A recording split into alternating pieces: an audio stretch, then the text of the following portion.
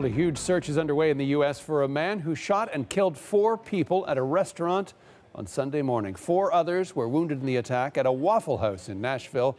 There could have been more casualties, but a customer wrestled the gun away from the shooter. Still, James Shaw Jr. says he's no hero. I didn't really fight that man to save everybody else. I know that might not be a popular thing, but I'm really honest. I'm going to be honest to the core. I took the gun so I could get myself out. Still a pretty brave guy. Sean burnt his hand on the rifle barrel and a bullet grazed his arm. The gunman got away and police are assuming he's armed. They identify him as Travis Reinking.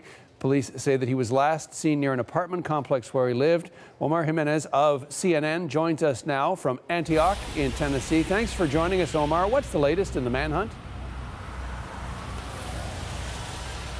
John, we just heard from police not too long ago saying that there were no credible sightings overnight, but that the search will continue today. This is a search that they are doing under the assumption that this suspect may be armed. Now, as we learn more about the search for this person, we are also learning more about what unfolded inside the Waffle House just behind me. I want to step out and show you what it's looking like right now. You can see all these cars in the parking lot. These cars have been coming in, cycling throughout the day, as investigators going in and out of this Waffle House trying to get every last detail of what went on inside there. From what we know, early Sunday morning, a nude gunman, a semi-nude gunman at the time, shot 2 people outside this Waffle House, then 2 more inside. You mentioned the heroics of James Shaw Jr., who eventually was able to wrestle the gun away from the suspect and causing that man to then flee that Waffle House. The last time he was spotted in a wooded area not too far from here. The fact that he may be armed has put residents and law enforcement on high alert, and the reason they believe that is because back in July 2017, this touches on the fact that the suspect has a long history when it comes to law enforcement. In July of 2017, he was arrested trying to get onto the White House grounds in Washington, D.C., in his words, specifically trying to meet U.S. President Donald Trump. Now, because of that arrest, that sparked a federal investigation into his background. They confiscated 4 weapons. It was our understanding that those weapons were eventually returned to his father, who then returned them to his son.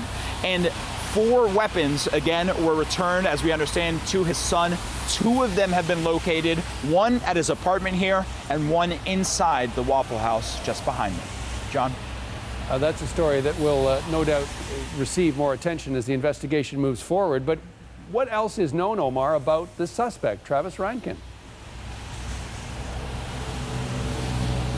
So I touched on the sort of long and well-documented past he has with law enforcement. So there was that July 2017 incident with at the White House, rather. You go even further back to May of 2016. His parents called the police for essentially what was delusional behavior at that time. He believes that the recording artist Taylor Swift had been stalking him and had been hacking his phones. His parents even said he was having suicidal tendencies at some times as well. So this is someone who has had a well-documented past with law enforcement. Now, one thing we know today is that while community members are on high alert, schools are in session, but they have been taking extra security measures while this person is still on the loose. And while they are not in lockdown mode, they are in what is called lockout mode, in that no students or visitors, or no guests rather, or visitors are being allowed. A lot of great details in there, Omar. Thanks for your time. CNN's Omar Jimenez in Antioch, Tennessee.